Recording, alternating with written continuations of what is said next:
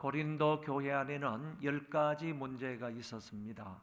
그 10가지 문제 가운데서 오늘 본문은 7번째 문제를 다루고 있습니다. 그 7번째 문제는 여자가 머리에 수건을 쓰고 예배를 드리는 모습, 이 문제에 관하여서 바울은 취급을 하고 있고, 그 문제에 대한 명확한 대답을 바울이 하고 있는 것입니다.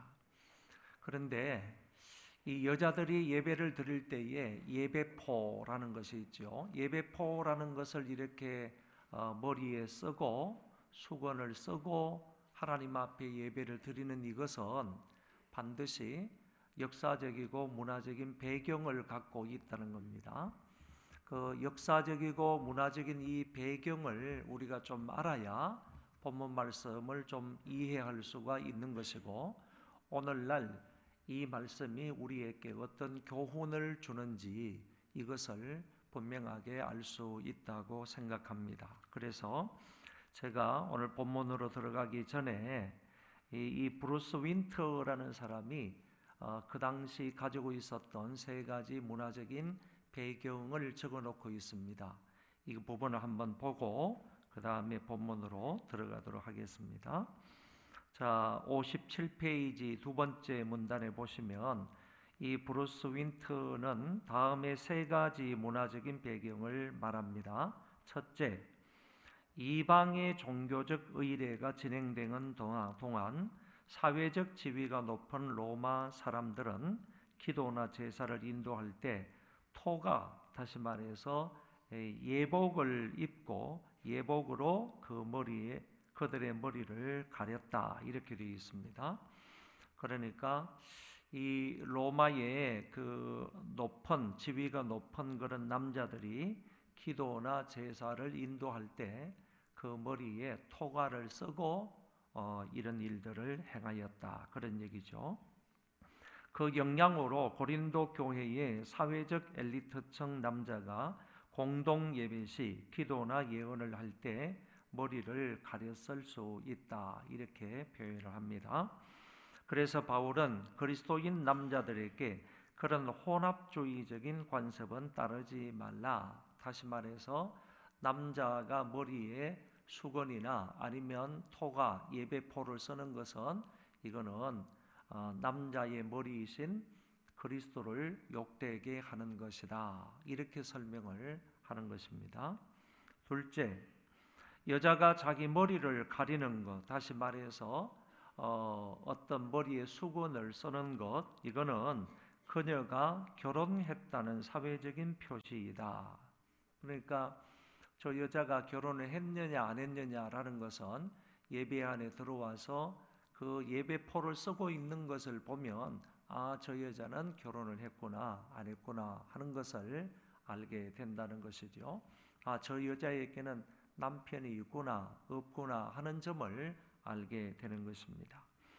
얇은 스카프나 머리수건은 기혼 여성의 그 남편이 있다, 결혼을 했다 하는 점뿐만 아니라 여성의 정숙함이나 순결함이나 남편에 대한 순종을 상징하기도 했다, 그런 얘기입니다. 이는 남편을 공개적으로 존경하는 하나의 방식이었습니다. 왜냐하면은 남편에게 그 순결을 지킨다, 그리고 남편에게 순종한다, 정숙한 여인이다 하는 점을 드러내기 때문에 남편을 존경한다는 의미가 자기가 예배를 드릴 때 이런 그 예배포를 쓰는 것이 된다, 상징적인 의미가 된다, 그런 얘기죠. 그러므로 자기 머리를 가리기를 거부하는 여인은 오히려 남편을 모욕하는 그런 행위가 되는 것입니다. 이 예배포를 쓰는 것은, 머리에 수건을 쓰는 것은 남편을 존경하고 그리고 정숙한 여인이고 남편에게 순종한다는 그런 의미를 가지고 있지만은, 반대로 예배포를 쓰지 않는 것은 남편을 모욕하는 것이 된다, 이런 의미가 되는 것입니다. 셋째, 당시 로마 세계에는 새로운 종류의 아내가 출현하고 있었습니다.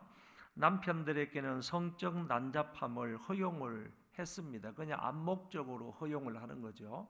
남자들은 자기 부인이 있음에도 불구하고 성적으로 그냥 난잡한 행동을 해도 어느 정도 뭐 남자니까 이렇게 해서 허용을 했지만은 아내들에게는 그것이 허용되지 않는 문화적인 그런 풍토가 있었습니다. 그런데 이런 것에 반해서 이런 것에 반기를 들어서 남자들은 이렇게 마음대로 자유롭게 성적인 그런 관계를 갖는데 왜 우리는 가질 수 없느냐 이렇게 해서 반발했던 그런 여자들이 있었다는 거죠. 그런 아내들이 자유를 과시하는 하나의 방법으로 머리 수건을 벗는 것이었습니다. 머리에 수건을 쓰고 당연히 예배를 드려야 하겠지만은 그런 우리도 성적으로 자유로운 사람이다 하는 이런 입장, 그리고 남성들에 대해서 반발하는 그런 입장에서 머리수건을 쓰지 아니하고 예배를 드렸다. 이는 곧 다른 난잡한 여성들과 자기를 통일시하는 것이었기 때문이다. 이런 세 가지 당시 그 헬라 문화나 로마 문화의 이런 문화적인 배경을 우리가 생각을 하고 말씀을 보아야 하겠다라는 것입니다.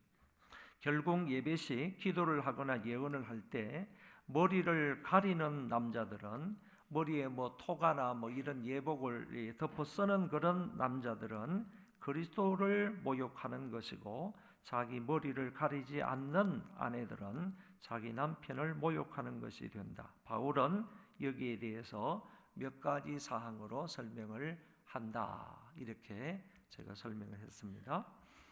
1절에 보면 나를 본받으라 하는 말이 있는데, 이 말은 대부분의 성경 신학자들은 10장에 관계되어 있는 말씀이지 11장과 연계되어 있는 말씀이 아니다 이렇게 주장을 합니다. 그래서 이거는 성경을 몇 장은 어디에 몇 장은 어디에 이렇게 구분했던 사람이 실수를 해서 잘못 구분을 해서 11장으로 왔을 거다 이렇게 생각을 합니다. 이 구분하는 것은 사람이 했기 때문에 원래의 성경에는요 몇 장 몇 절 이런 게 없어요. 그런 몇 장 몇 절이 없었는데 나중에 사람이 후대의 사람이 중세시대의 사람이 이것을 그냥 읽기 좋고 그 다음에 듣기도 좋고 찾기도 좋게 하기 위해서 장절을 이제 구분을 한 거예요. 장절을 구분했는데 11장 1절을 원래 10장 32절에 갖다가 붙여야 되는데 10장 마지막 절에 갖다 붙여야 되는데 이거를 잘못 나누어서 11장 1절로 갖다 붙였다 그런 얘기입니다. 그렇기 때문에 우리가 11장 1절을 나를 본받으라 바울이 이렇게 말한 것을 어떻게 이해를 해야 되느냐라고 하면 우상의 제물을 먹는 문제에 관해서는 바울이 나를 본받으라, 나는 그 우상의 제물을 먹는 문제에 대해서는 혹시라도 다른 사람들에게 약한 믿음의 사람들에게 해를 끼치거나 그들에게 시험거리가 된다면 나는 영원히 고기를 먹지 않겠다. 그리고 나는 모든 사람들을 유익하게 하고 모든 사람들을 기쁘게 하면서 살아왔는데 그 목적은 그 가운데 있는 한 사람이라도 구원하기를 원해서 이렇게 살아왔다 하는 점을 나를 본받으라 이런 의미로 말씀을 했다고 볼 수가 있는 것입니다. 그러고 나서 이제 2절부터 6절의 말씀이 나오는데 이 2절부터 6절의 말씀은 여자는 머리에 수건을 써야 할 것과 그 이유와 의미에 관하여서 얘기를 합니다. 2절부터 6절 다 같이 한번 읽어볼까요? 너희가 모든 일에 나를 기억하고 또 내가 너희에게 전하여 준 대로 그 전통을 너희가 지킴으로 너희를 칭찬하노라. 그러나 나는 너희가 알기를 원하노니 각 남자의 머리는 그리스도요 여자의 머리는 남자요 그리스도의 머리는 하나님이시라.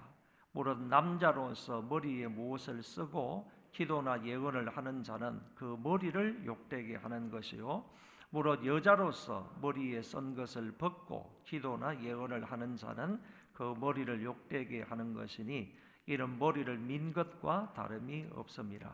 만일 여자가 머리를 가리지 않거든 깎을 것이요 만일 깎거나 미는 것이 여자에게 부끄러움이 되거든 가릴지니라. 바울은 이 문제에 관해서 이미 고린도 교인들에게 얘기를 했던 거예요. 이 문제가 발생이 되어서 바울은 이미 고린도전서 이 편지를 쓰기 이전에 이런 문제에 관하여서 얘기를 했습니다. 전통적인 입장에서 이런 얘기를 했을 때 여기 2절에 보면 너희에게 전하여 준 대로 그 전통을 너희가 지킴으로 너희를 칭찬하노라. 이것을 칭찬하고 있는 겁니다. 앞편지에서 앞부분에서 분명히 고린도 교회에 여자들이 머리에 수건을 쓰는 문제가 있다 하는 얘기를 이제 듣고 이 바울이 이미 그 사람들에게 편지로 다 얘기를 해줬어요. 그런데 대부분의 사람들은 그 바울의 말을 듣고 바울의 말대로 그대로 따라서 지키고 있다는 거예요. 그래서 바울이 그걸 칭찬하고 있는 겁니다. 그럼에도 불구하고 아직까지 그러지 못하는 사람들이 있는데 그런 사람들에 관하여서 다시 한 번 더 이런 원리에 따라서 그 사람들에게 교훈을 한다는 겁니다. 그 원리가 몇 가지 나타나 있는데 먼저는 앞에 나오는 이 부분은 영적 질서의 차원에서 영적 질서의 원리에서 내가 너희들에게 이 부분을 다시 한 번 더 교훈을 한다. 이렇게 말하면서 이 영적 질서의 차원을 얘기를 하는 겁니다. 그 영적 질서의 차원은 한마디로 말하면요. 여자의 머리는 남편이고 남편의 머리는 그리스도고 그리스도의 머리는 하나님이다. 이렇게 얘기를 하는 거예요. 그래서 여자는 긴 머리를 가지고 생활하는 것이 이 머리카락을 길게 가지고 있는 것이 바로 남편의 명예를 남편에게 순종하는 것이고 남편의 명예를 높여주는 것이고 남편의 말을 잘 듣는 이런 표시가 되기 때문에 여자는 항상 짧은 머리를 가지면 안 되고 긴 머리로 살아가라는 거죠. 긴 머리카락으로 살아가라. 이렇게 얘기를 하는 것이고 남편의 머리는 남자의 머리는 그리스도라고 했기 때문에 그 머리에 무엇을 쓰면 안 되는 것이죠.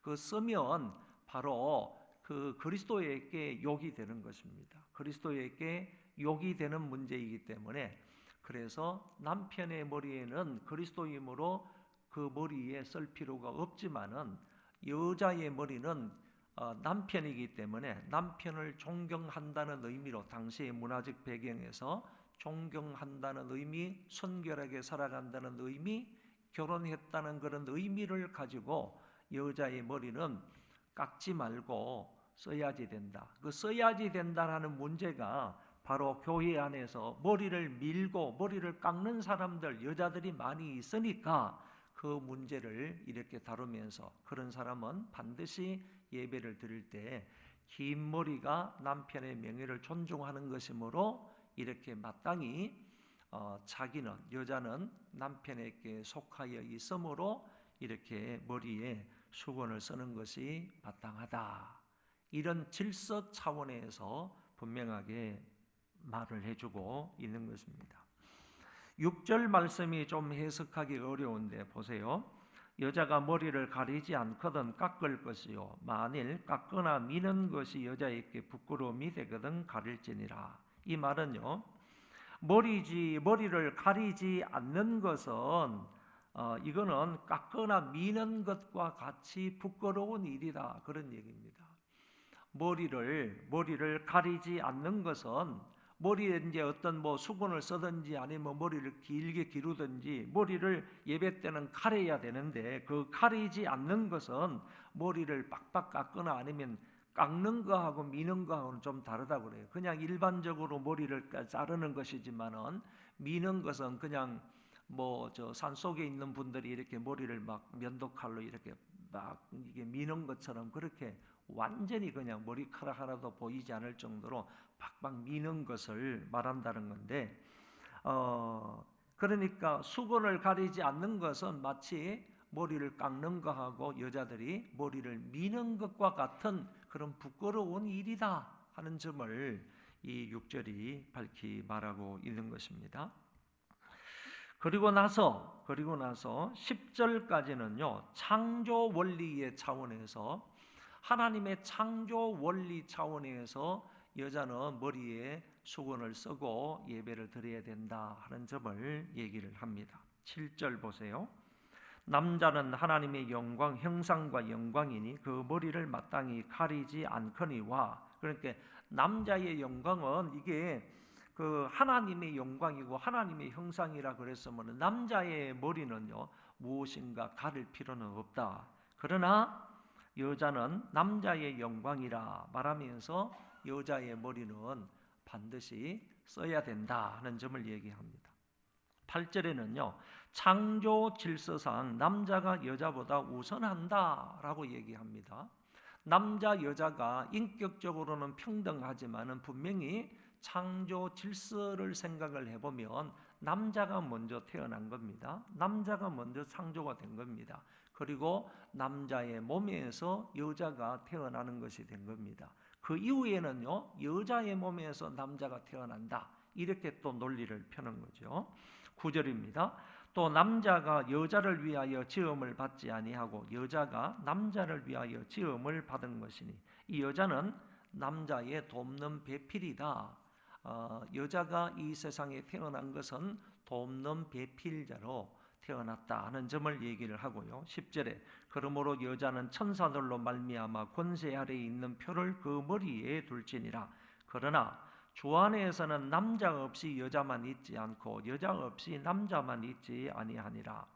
처음에는요 남자의 몸속에 갈비뼈를 통하여서 여자가 만들어졌지만은 그 이후에는 부정모혈의 관계 속에서는 여자의 몸에서 남자도 나온다 이런 얘기입니다. 그래서 남자 없이 여자가 있을 수가 없고 여자만 있을 수 없고 여자 없이 남자만 있을 수 없다. 12절에 이는 여자가 남자에게서 난 것 같이 남자도 여자로 말미암아 났습니다. 그리고 모든 것은 남자 여자는 다 하나님께로부터 났다 이렇게 표현을 했습니다. 그러니까 이와 같은 창조 질서를 통하여서 여자가 남자로부터 왔기 때문에 그 여자는 머리에 수건을 써라 이렇게 얘기를 하고 있는 것입니다. 13절부터 16절까지 우리 다 같이 한번 읽어보겠습니다. 너희는 스스로 판단하라. 여자가 머리를 가리지 않고 하나님께 기도하는 것이 마땅하냐?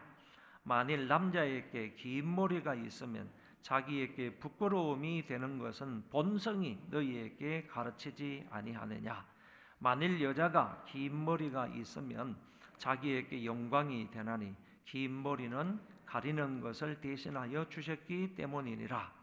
논쟁하려는 생각을 가진 자가 있을지라도 우리에게나 하나님의 모든 교회에는 이런 관례가 없느니라.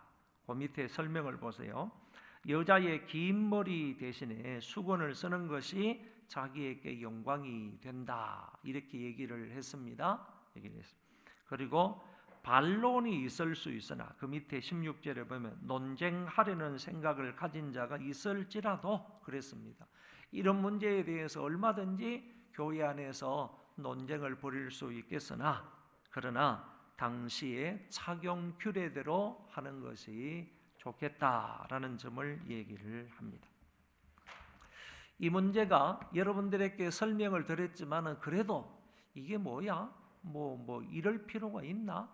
이게 도대체 무슨 의미로 말하는 거야? 그리고 오늘날 우리는 어떻게 하라는 거야? 그러면 가톨릭이나 안식교회에서는 예배를 드릴 때 면사포 이렇게 머리에 수건, 하얀 수건을 쓰는 거는 그게 무슨 의미야? 우리도 그렇게 해야 되는 거야? 그러면 가톨릭과 안식교회에서는 이 말씀을 문자 그대로 받아들여 가지고 지금도 여자들이 예배를 드릴 때 머리에 이런 흰 수건을 쓰고 예배를 드리는데 그런데 왜 개신교는 안 하는 거야?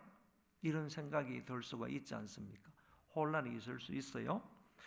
그래서 제가 60페이지 제일 위에 조금 글을 써놨습니다. 한번 보시기 바랍니다. 당시 헬라 문화권에 있었던 고린도는 여자들의 머리에 수건을 쓰는 것을 순종과 아름다움의 상징으로 여겼습니다.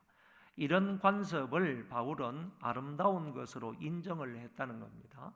그런데 성적으로 타락하고 가정 질서의 위계가 무너지는 사회 풍조가 만연되면서 여자들이 머리를 남성들처럼 짧게 깎고 남자들은 또한 여자들처럼 길게 기르는 새로운 풍토가 생겨나게 된 것입니다. 여기에서요, 어떤 얘기를 하는가 하면은 이제 여자들은 남자들처럼 머리를 빡빡 깎거나 아니면 머리를 민단 말이죠. 그 반대로 남자들은 또 머리를 길게 기른단 말이죠. 그러니까 머리를 여자들이 빡빡 깎는 거는 남자들처럼 빡빡 깎는 거 아닙니까? 짧게 깎는 거 아닙니까? 그래서 이때부터 생겨난 게 뭐냐 하면은 이와 같은 행동은 어떤 의미에서 말하면 오늘날 입장에서 말하면 성전환의 행동이라는 거예요. 성전환. 여자가 남자가 되고 싶은 거, 그 다음에 남자가 여자가 되고 싶어 하는 성전환적인 행동이다. 이렇게 설명하는 사람도 있는 거예요. 그러니까 벌써 이때부터요, 그 오래된 그 로마 헬라 시대 때부터 이와 같은 모습이 사회 속에는 있었던 거죠. 있었던 거예요.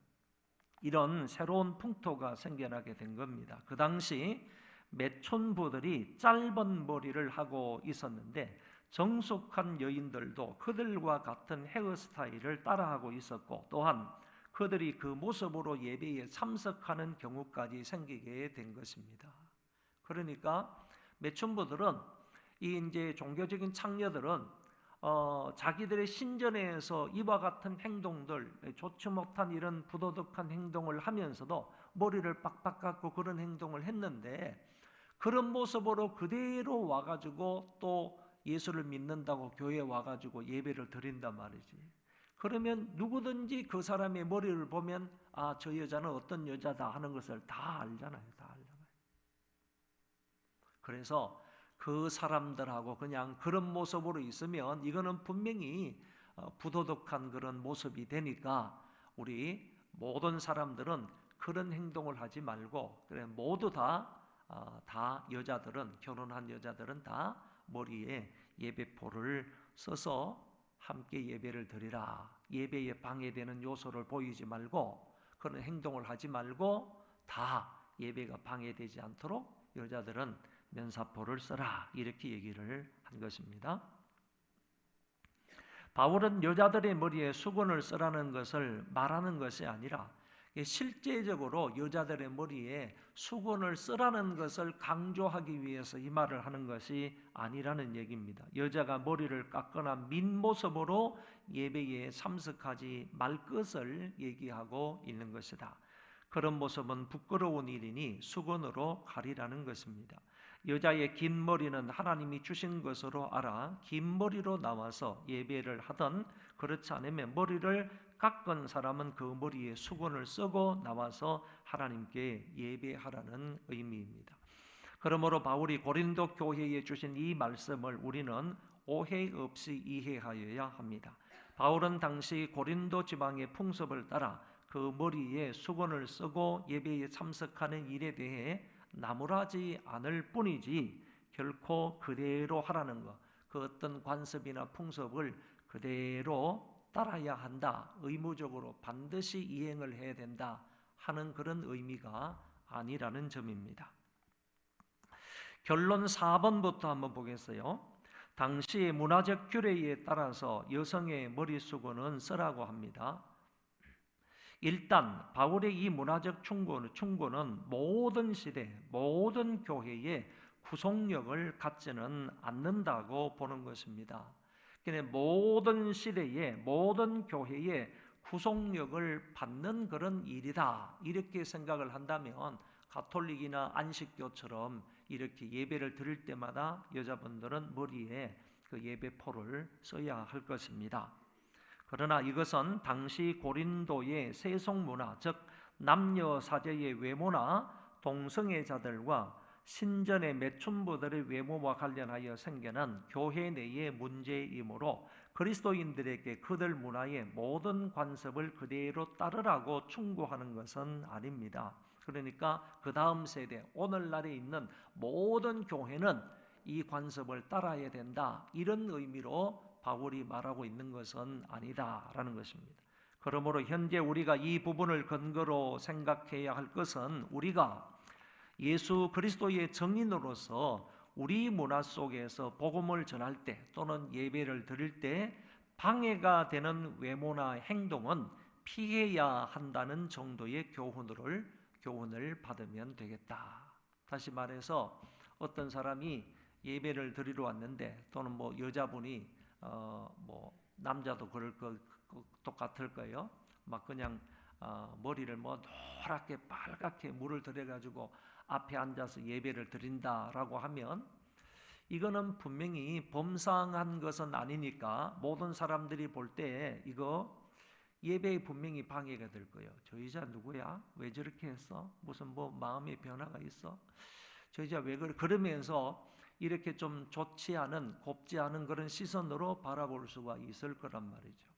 대부분 머리를 빨갛게 아니면 뭐 노랗게 물을 들인다라고 할 때는 우리가 일반적인 생각에는 저 사람 좀 노는 사람이다, 아니면 뭐 술집이나 이런 데 뭐 다니는 사람 아니야? 이렇게도 인식을 한단 말이죠. 보편적으로. 그렇게 인식을 하니까 그런 사람이 교회 안에서 예배를 드릴 때 분명히 다른 사람에게 방해가 될 수 있다는 얘기죠.